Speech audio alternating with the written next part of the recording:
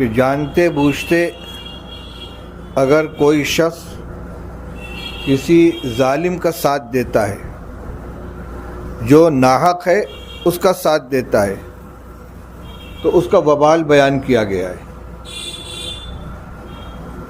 اس کے مختلف اسباب ہوتے ہیں جس کو عصبیت کہتے ہیں، کبھی خاندان کی بنیاد پر، کبھی برادری کی بنیاد پر، کبھی وطن کی بنیاد پر۔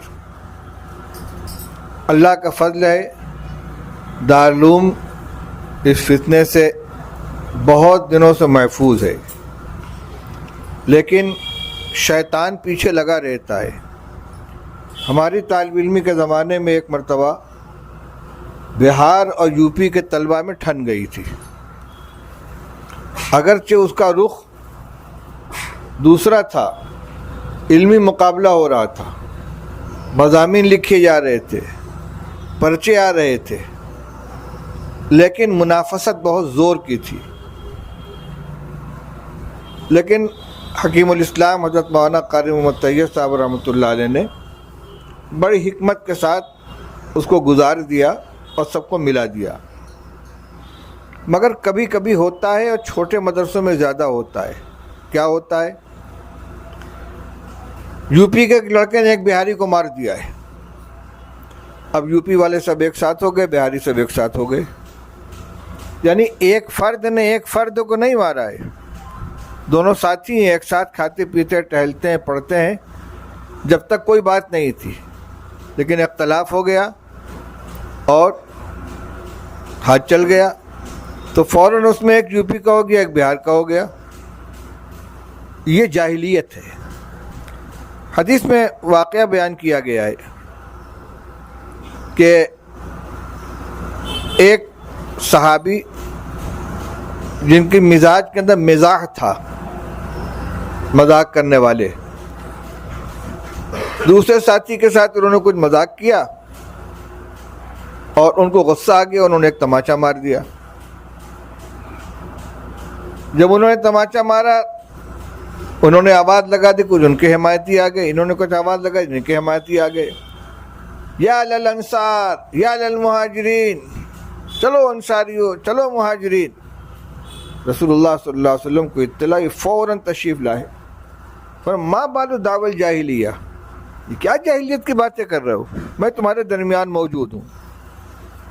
آپ ہجرت کر کے آئے تو انصار اور مہاجرین کو ایسا سیر و شکر کر دیا کہ ایک انصاری اور ایک مہاجر کو بھائی بنا دیا، اور ایسا بھائی بنا دیا کہ سگے بھائی سے زیادہ مقام اس کو مل گیا۔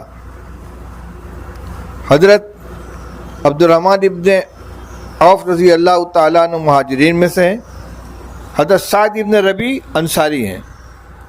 حضور صلی اللہ علیہ وسلم نے حضرت عبد الرحمن ابن عوف کو سعد ابن ربیع انصاری کا بھائی بنا دیا، مواخات کا رشتہ قائم کرا دیا، یہ ان کو اپنے گھر لے گئے، اس لیے کہ مہاجرین گھر بار دل سب کچھ چھوڑ کر آئے تھے۔ تو سعد ابن ربیع نے ان سے کہا، بھائی، اہل مدینہ جانتے ہیں کہ میں مدینہ والوں میں سب سے زیادہ باغات کا مالک ہوں، میری جتنی جائیداد ہے، جتنے باغات ہیں، ان سب میں آدھا تمہارا آدھا میرا، اور میری 2 بیویاں ہیں، تم ان میں سے جس کے بارے میں کہو میں اس کو طلاق دے دوں، اور عدت گزار کر تم اس سے نکاح کر لو، اس کی عدت گزرے تم نکاح کر لو۔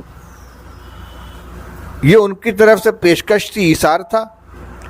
ادھر سے یہ استغنا، فرمایا بارک اللہ فی اہلک و مالک، اللہ تمہارے اہل میں بھی برکت عطا فرمائے، تمہارے مال میں بھی برکت عطا فرمائے، مجھے تو مدینے کے بازار کا راستہ بتا دو، میں مکہ میں بھی تجارت کیا کرتا تھا، یہاں بھی تجارت کر لوں گا۔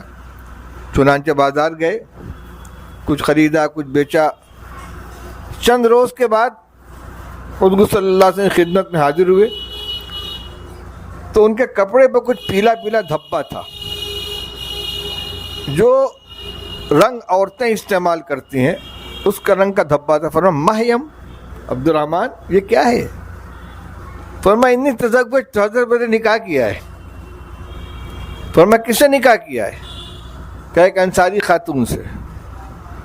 فرمایا ما سقتا، اس کو تم نے مہر کیا دیا ہے؟ قال نواتا من ذهب، 5 درہم کے ہم وزن سونا دیا ہے. تو اولیم ولو بشاتن، ولیمہ کرو چاہے ایک بکری کیوں نہ ہو. تاجر تھے، اللہ نے ہنر دیا تھا، چند روز میں خوشحالی آ گئی. میں یہ بتلا رہا ہوں کہ ان حضرات کے درمیان جو کوئی تعلق نہیں، ایک مکے کے رہنے والا ایک مدینہ کے رہنے والا، دونوں کی معاشرت الگ، مزاج الگ، اور بہت کچھ فرق تھا، لیکن اسلام کے رشتے میں پرو جانے کے بعد بالکل ایک جان دو قلب ہو گئے تھے. اب جب اس میں سے یہ آواز نکلی یا للانصار یا للمہاجرین، تو رسول اللہ صلی اللہ علیہ وسلم نے فرمایا ما بال دعوی الجاہلی، یہ تو جاہلیت کے زمانے کی بات ہے کہ عصبیت کی بنیاد پر کہ انصاری کو مہاجری نے مار دیا یا مہاجر کو انصاری نے مار دیا، تو اب سب مہاجر ایک ساتھ ہو گئے، سب انصاری ایک ساتھ ہو جائے، یہ دعویٰ ہو رہا ہے. بہاری اور یوپی والے سب ایک ساتھ ہو جائے اور بہاری سب ایک ساتھ ہو جائیں. یہ نہیں دیکھنا ہے کہ زیادتی کس کی ہے، یہ جاہلیت کی چیز ہے. اس میں اگر کوئی شخص جانتا ہے کہ میرا ساتھی غلطی پر ہے، چاہے اس کا ہم وطن ہو، چاہے اس کا دوست ہو، اس کا رشتہ دار ہو، اس کو اس کا ساتھ نہیں دینا چاہیے. مولانا مظفر حسین صاحب کا قصہ پڑھا ہو، سنایا گیا آپ کو. کاندھلوی اللہ کے بہت نیک بندے تھے. کاندھلا میں ایک زمین کے بارے میں ہندوؤں اور مسلمانوں میں مقدمہ چلا. ہندو کہتے تھے کہ ہماری زمین ہے، مسلمان کہتے تھے ہماری زمین ہے. وہ کہتے تھے ہم یہاں مسجد بنائیں گے، وہ کہتے تھے ہم مندر بنائیں گے. انگریز کا زمانہ تھا، مقدمہ گیا انگریز کی عدالت میں. ہندوؤں نے کہا کہ یہ مولوی صاحب جو کہہ دیں گے ہم اس کو مان لیں گے، یعنی مولانا مظفر حسین صاحب. جج نے جو انگریز تھا مسلمانوں کو بلایا، کہا کہ یہ تمہارے مولوی صاحب مولوی مظفر صاحب، ان کے ہاتھ میں معاملہ دے تو یہ جو فیصلہ کر دیں. ہاں ہاں بالکل بالکل. تو سوچا حضرت تو مسلمانوں کی حمایت کریں گے ہی. جج نے بلایا ان کو کہ مولوی صاحب یہ جو جھگڑا ہو رہا ہے زمین کے بارے میں، آپ بتائیے زمین کس کی ہے؟ ان کہ یہ تو ہندوؤں کی زمین ہے. جج نے فیصلہ لکھا کہ مسلمان ہار گئے، اسلام جیت گیا. بڑا تاریخی جملہ ہے کہ مسلمان ہار گئے، اسلام جیت گیا. اس کا اثر یہ ہوا کہ ان ہندوؤں نے برضا و رغبت وہ زمین مسجد بنانے کے لیے مسلمانوں کے حوالے کر دی. پوری جماعت کا، پورے مسلمانوں کا مسئلہ ہے، لیکن جو صحیح بات ہے وہی اسی کی گواہی دیں گے. اسی لیے شہادت زور کو من اکبر الکبائر قرار دیا گیا. بخاری شریف کی روایت ہے، رسول اللہ صلی اللہ علیہ وسلم نے فرمایا کہ میں تم کو گناہ کبیرہ نہ بتاؤں؟ تو فلاں گناہ کبیرہ ہے، فلاں گناہ کبیرہ ہے. 1-2 شمار کرنے کے بعد آپ ٹیک لگائے بیٹھے تو سیدھے ہو کر بیٹھ گئے. فرمایا الا وقول زور، الا وقول زور، الا وقول زور.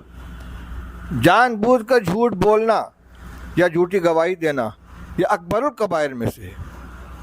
ہمارے ساتھ اس طرح کے معاملات آتے ہیں.